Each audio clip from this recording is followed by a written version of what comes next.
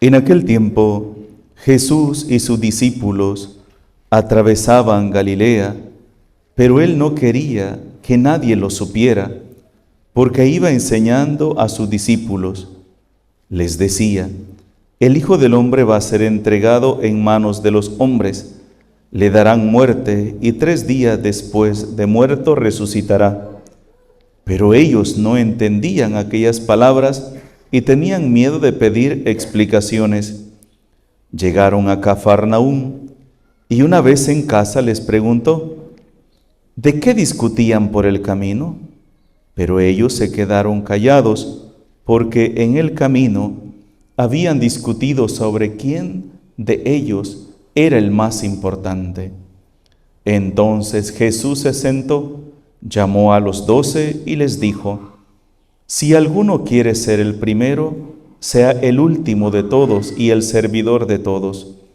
Después, tomando a un niño, lo puso en medio de ellos, lo abrazó y les dijo: el que reciba en mi nombre a uno de estos niños, a mí me recibe, y el que me recibe a mí, no me recibe a mí, sino a aquel que me ha enviado. Palabra del Señor.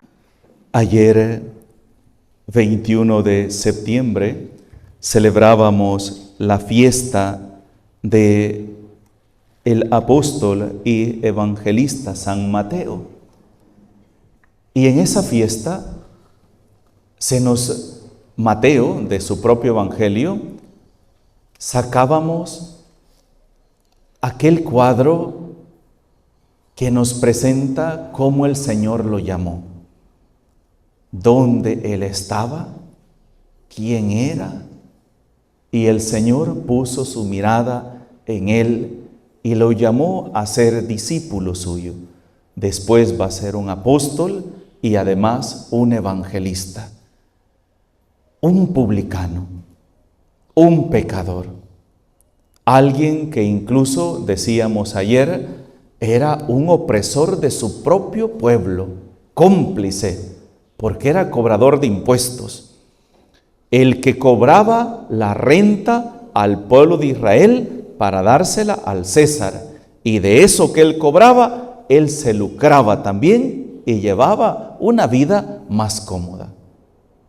Y Jesús fijó su mirada en él.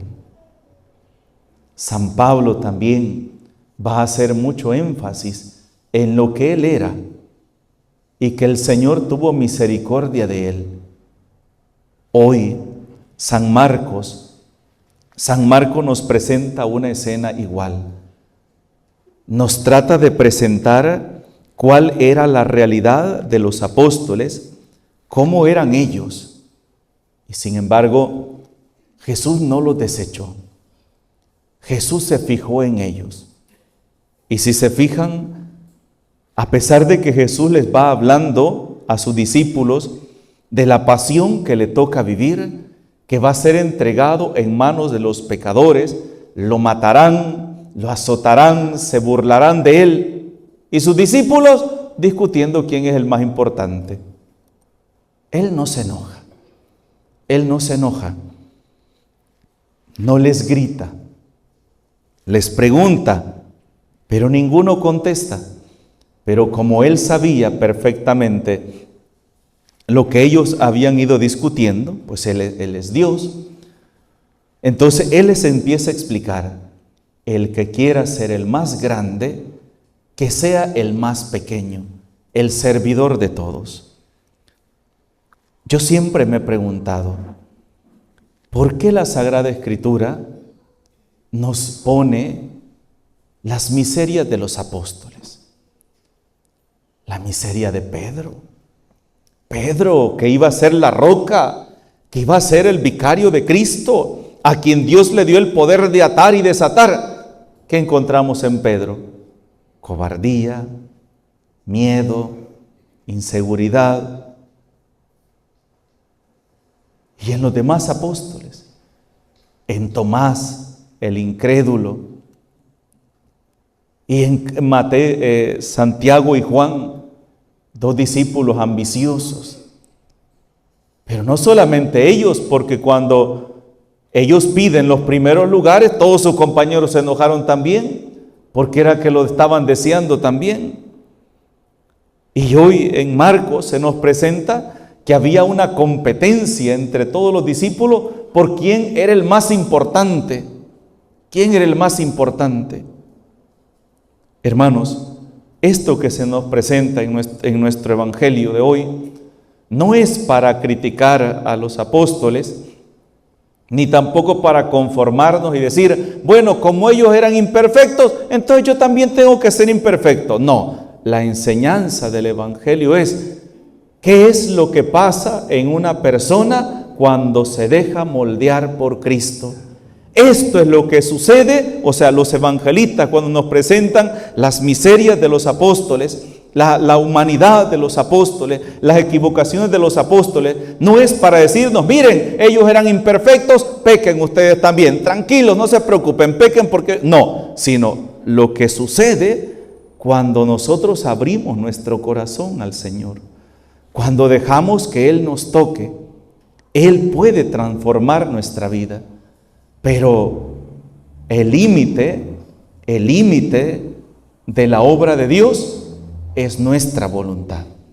Porque Dios no va a obrar a la fuerza en la vida de nadie. Por eso la pregunta, ¿verdad?, es esta. Ayer decía, hermanos, preguntémonos, ¿dónde estábamos antes de conocer al Señor? De tener un encuentro con el Señor, ¿dónde estábamos? Y yo les compartía brevemente mi testimonio, ¿verdad? Cómo fue mi proceso de conversión, mi encuentro con el Señor y cómo yo sentí cuando Él me llamó, ¿verdad? Yo les compartí el día de ayer y les decía, hermanos, yo he vivido muchos retiros de renovación carismática y cuando alguien pasa a dar un tema, por ejemplo, el pecado, entonces pasa aquella persona después de leer la lectura sobre el pecado y sus consecuencias y explicar lo que es el pecado, esa persona cuenta su testimonio y dice, Dios me sacó de este lugar. Dios me sacó del fango de los vicios, Dios me sacó del adulterio, Dios me sacó de una vida llena de soberbia, de una vida perdida, Dios me sacó de ahí. Y eso es lo que a veces nosotros no hemos centrado en razón. Dejar que Dios entre en nuestra vida y nos transforme, dejar que sea Dios quien vaya moldeando nuestra vida, pero Dios la va a moldear en la medida que tú y yo se lo permitamos. Si tú y yo no se lo permitimos, Dios no va a poder hacer nada. Dios no va a poder hacer nada en la vida de nadie. Y de ahí es donde viene la pregunta que deberíamos hacernos cada uno de nosotros. ¿Qué importancia tiene la palabra de Dios en nuestra vida? ¿Qué nos dice Dios a nosotros a través de su palabra? ¿O es que como así entramos a la iglesia, así salimos, nos entra aquí la palabra de Dios y nos sale por el otro oído? ¿Cómo está nuestra vida cristiana? ¿Cómo está nuestra vida cristiana? ¿Cómo está nuestro crecimiento espiritual? ¿Cómo están nuestros propósitos? ¿Cómo está ese trabajo en esa área de nuestra vida? ¿Estamos dejando que Dios vaya moldeando nuestra vida? Porque, hermanos, no basta con ir a la iglesia. No basta con ir a la iglesia para decir, vaya, yo ya cumplí con lo que tenía que hacer, ya fui a misa, fui a la iglesia, yo ya estuve, mire, me bauticé, hice mi primera comunión, me confirmé, me casé, vaya, ya estuvo. No, hermano. Los sacramentos son medios para acercarnos a Dios, pero no son un fin, es un principio. Yo he insistido mucho en eso, me gusta esa palabra. Ir a la iglesia no es un fin, es un principio. ¿Qué significa? Que el objetivo principal no debe ser solamente ir a la iglesia. El objetivo principal debe ser iniciar mi proceso de conversión desde el momento que yo llego a la iglesia. Ahí, punto de partida. ¿Punto de partida hacia dónde? Hacia mi crecimiento espiritual. Y desde ahí empezar a reflexionar cómo estoy llevando yo mi vida, cómo estoy yo con mi trato con las demás personas, ¿Cómo estoy en mi trato con mi esposa, con mi esposo, con mis hijos, con mis papás, con mis hermanos? ¿Cómo estoy llevando yo? ¿O soy la misma persona grosera, egoísta, malcriada, soberbia, arrogante, prepotente? ¿Cómo está mi vida cristiana? ¿Cómo estoy llevando yo mi vida? Entonces, y de ahí podemos reflexionar y decir si realmente estoy dejando que Dios vaya moldeando mi vida. Ay, Padre, pero ¿y cómo voy a hacer? Hazte propósitos. Los propósitos. Ahí está en el proceso de conversión aquellos propósitos. Como por ejemplo, algunas personas dicen, no, yo me voy a hacer el propósito de ir a misa todos los domingos. Es un propósito, ¿verdad? Hoy voy a hacer un propósito de no enojarme. Es otro propósito. Hoy voy a hacer un propósito de aprender a escuchar. Es otro propósito. Hoy voy a hacer el propósito de ser más paciente. O sea, ¿partiendo de dónde? Partiendo de haber hecho un examen de conciencia en mi vida y haber reflexionado cuáles son aquellas cosas en las cuales yo más estoy fallando. Ahí está la clave, ¿ve? Yo reflexiono, reconozco en qué es lo que más estoy fallando, cuáles son mis peores defectos, y entonces empiezo a trabajar esa área. En eso consiste la conversión. Y en esa forma es como cuando vamos dejando que Dios vaya quitando aquellas piezas, aquellas cosas de esa obra de arte que Dios quiere hacer de mi vida y la vaya arrancando poco a poco. Incluso, hermanos, también un propósito puede ser alejarse de aquellas personas que solo me inducen al pecado, que solo me inducen a las cosas malas. Alejarme de aquellas personas que solo sirven para chismorrear, chismes y chismes y chismes de una forma y otra, y lo único que hacen todas las conversaciones, solo llegan a mi casa para chismear de la gente. Fíjese, ni a fulana que hoy estoy bien ocupada, tengo que lavar, tengo que planchar, tengo que cocinar, no tengo tiempo, ¿verdad? Y empezar a alejarme de esas personas. Padre, pero eso es egoísmo. Entonces deja que te arrastren, pues. Sigue con ese tipo de amistades que solo te inducen a las borracheras, a los desórdenes, a comer carne de gente. No, es mejor apartarse. Es mejor apartarse. Si tú puedes aconsejarlo, corregirlo y decirle, mira hermano, eso no se hace, mejor vamos a la iglesia, mejor ora por esa persona. Pero yo te aseguro que si tú te pones a intentar corregir a esa persona que es toda su vida ha sido chisme y chambre, esa persona se va a convertir en tu peor enemigo, y después de haber estado hablando de las demás personas contigo, va a salir hablando de ti. Porque así son las personas. Entonces lo mejor es apartarse. Acuérdense, el cristiano es una persona que debe ser luz en medio de las tinieblas. Y por eso yo decía en una ocasión, en una de mis homilías, ¿en qué me distingo yo como cristiano? Que voy a la iglesia, voy a misa los domingos, estoy en un grupo, comulgo, me confieso. ¿En qué me distingo yo de alguien que no va a la iglesia, que dice que no cree en Dios y que odia todo lo que es iglesia? ¿En qué me distingo? Y a veces, hermanos, no nos distinguimos en nada. Igual de malcriados, igual de soberbios, igual de borrachos, igual de chambrosos, igual de odiosos, igual de malcriados, igualito en todo. Entonces, ¿qué significa? Que no estoy haciendo nada. No estoy haciendo nada. Entonces, cuando San Marcos hoy nos presenta a esos hombres que por más que nuestro Señor Jesucristo los intentaba poner los pies sobre la tierra, sobre lo que le esperaba a ellos, y ellos andaban preguntando quién era el más importante de todos, pero San Marcos nos presenta esa humanidad, esa miseria de ellos, la cual el Señor fue moldeando, fue transformando. Entonces, yo soy cristiano, pero no solamente soy cristiano porque fui bautizado, sino porque vivo de acuerdo a las enseñanzas de Cristo. Y eso es lo que tenemos que reflexionar nosotros cada día de nuestra vida.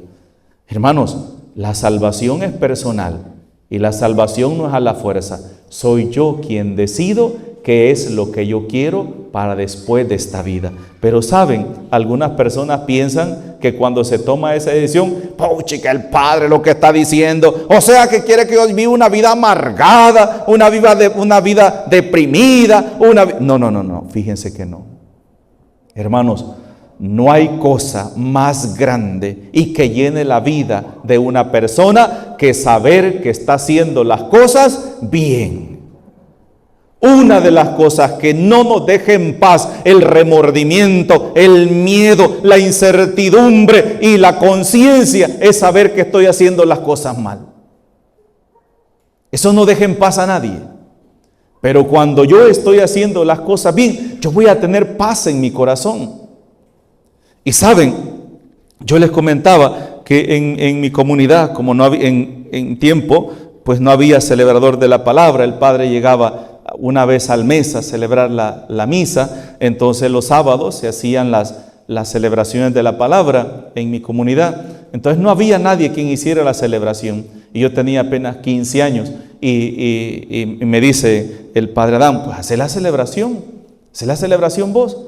Y un bichito de 15 años haciendo la celebración de la palabra, leía la lectura, daba la reflexión, y una de las escenas que yo tengo de los señores ya mayores, con su sombrero debajo del brazo, con su corvo y recostado sobre la pared, escuchando a un niño, ¿verdad?, que estaba haciendo la celebración de la palabra, porque nadie más había que la pudiera hacer. Algunos pues porque no podían leer ni escribir, y otros pues porque les daba vergüenza.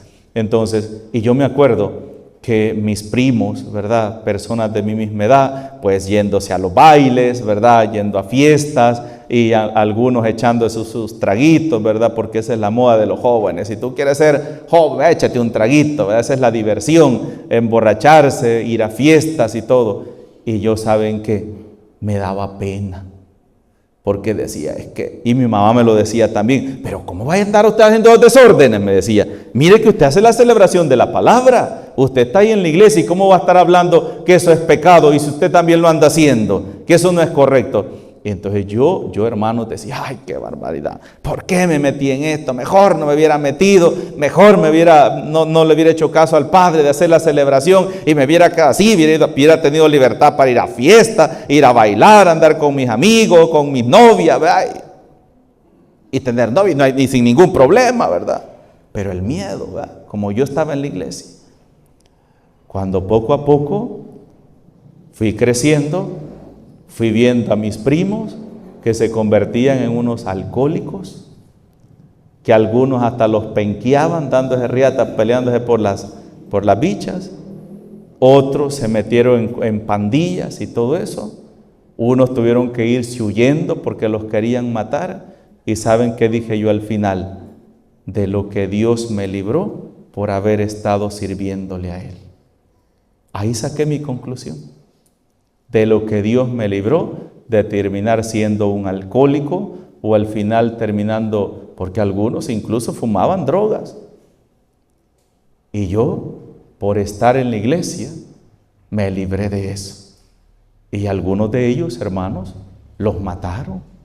Algunos de ellos los mataron, a otros se fueron huyendo, ¿verdad? ¿Por qué? Porque mi abuela siempre decía, el que anda entre la miel, algo se le pega, ¿verdad? Entonces, y no es porque uno anda haciendo el mal, sino por andar en medio de esos grupitos y todo eso. Y al final yo digo, de lo que Dios me libró. Pero eso a veces nosotros no lo logramos discernir en el momento, sino que lo discernimos después, ¿verdad? Lo discernimos después, con el tiempo, cuando vemos y decimos, si yo no hubiera estado en la iglesia, si yo no hubiera buscado al Señor, si yo no hubiera estado en este movimiento, si yo no hubiera estado aquí, ¿dónde estaría yo? Entonces, eso es lo que a veces a nosotros se nos olvida.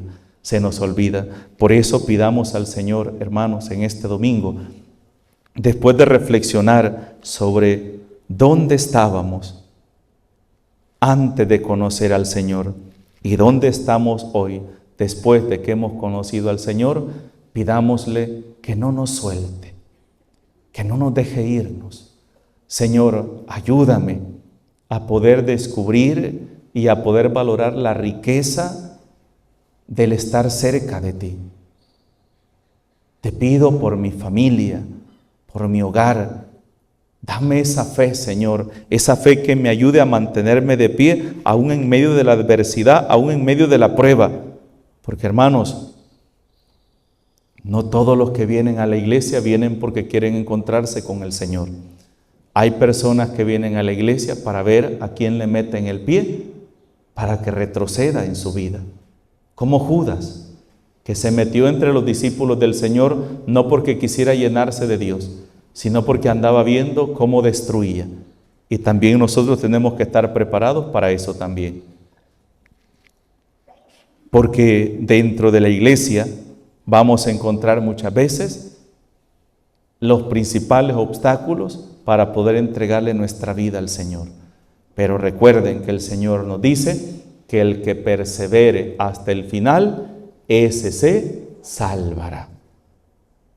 No basta solamente llegar a la iglesia, vaya, ya estuvo, no, hay que perseverar. Y esa perseverancia no es otra cosa que el crecimiento espiritual. En el nombre del Padre, del Hijo y del Espíritu Santo. Amén.